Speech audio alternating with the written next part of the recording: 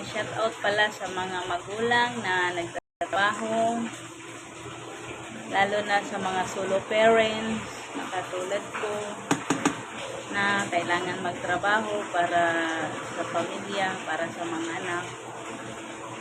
Diba? Relate natin mga kasolo parents, mga magulang, sa mga nagtatrabaho na nagsisikap na hindi natin ika-deny na kahit may dinaramdam tayo, basta kaya lang sa katawan, pumapasok pa rin tayo, diba? Katulad ko, kahit may dinaramdam ako, yun, pumapasok pa rin ako. Kasi sayang kasi yung araw na magtambay tayo, sayang yung araw na hindi natin mapasukan. Kasi sa hirap ng buhay natin, di ba?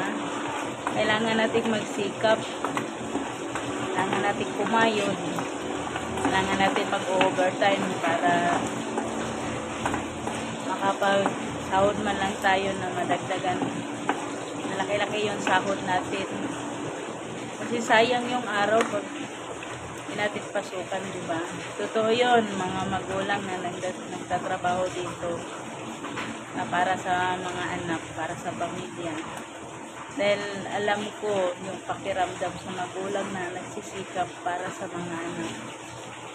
Basta importante, bigyan lang tayo ng lakas ng pangangatawan.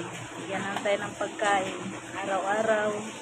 Gabayan lang, hingin natin ang paggabay sa taas sa atin sa bawat araw at gabi, sa bawat oras, sa minuto. Dahil siya lang ang sandalan natin, yung nasa taas. Kaya saludo ako sa mga magulang na katulad ko na nagtatrabaho, diba?